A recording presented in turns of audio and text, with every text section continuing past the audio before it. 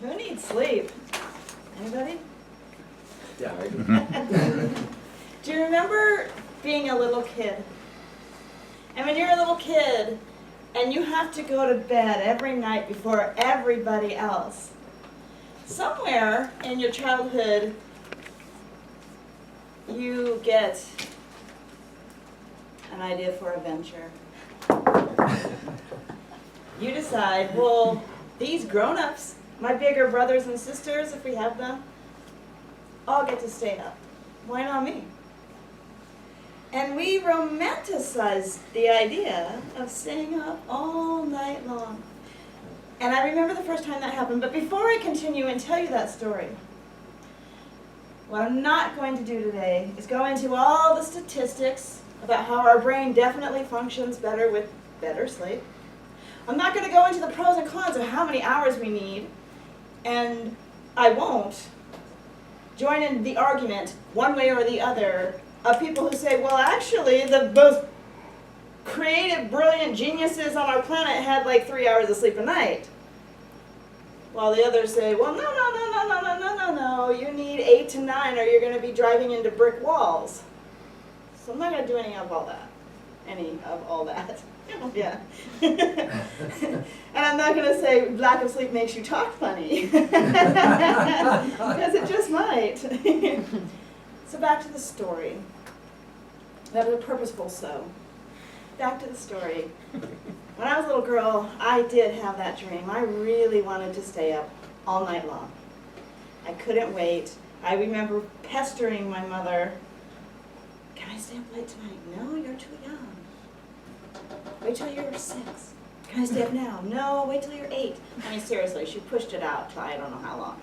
Finally, one day, I spent the night with cousins. And she had no control over that. But I didn't get to stay up all night because my aunt was in control of that. And my aunt, if you whispered, she heard, and she would fly into the room like a banshee.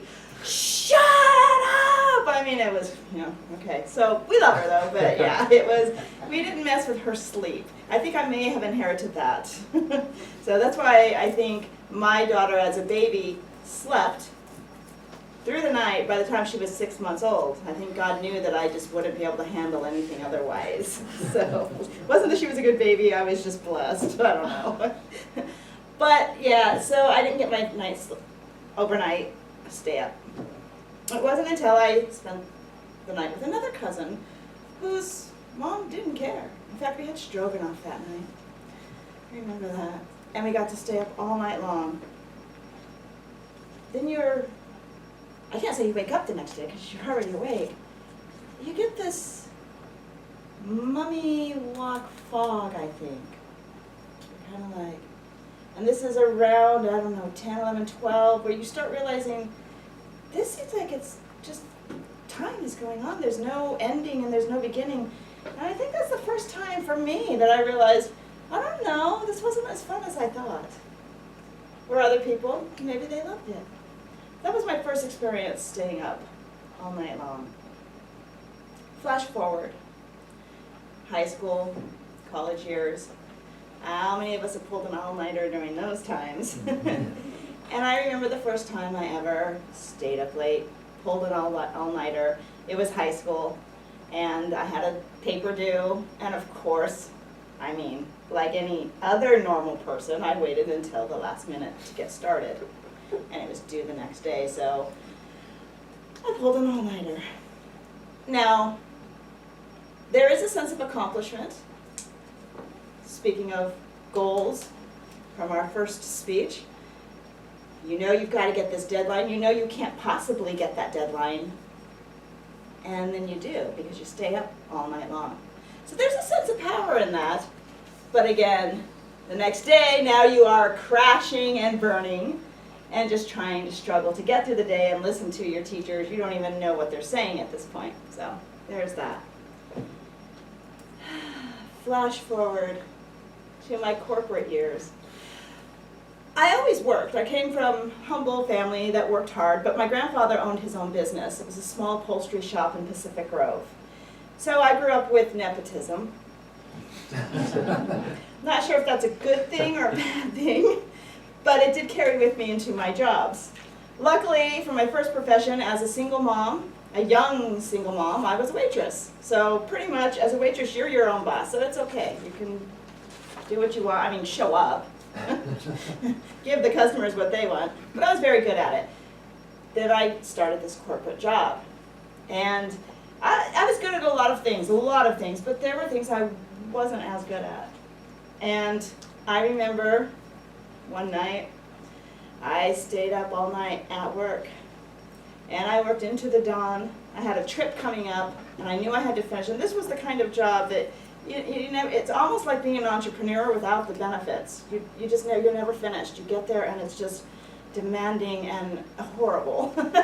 It's a good job, but it was just a horrible experience because you just never finished, and the list got longer. And I had a trip coming up, so I pulled myself an all-nighter. I was ready, coming to work. You know, I had to go home at some point and change, otherwise, yeah. And I come back into work, and I'm ready for the pats on the back, so the, hey, howdy girls. Carrie, come into my office. Okay, she's gonna give me a raise. That was the first time and the only time I've ever been written up at work. Yes, I got written up for staying overnight and working, which I to this day still don't quite understand, but I get their point. Leading to the point.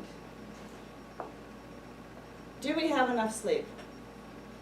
Do you get enough sleep? The moral of this story is, well, who needs sleep? Maybe you do, and maybe you don't. Mr. Toastmaster.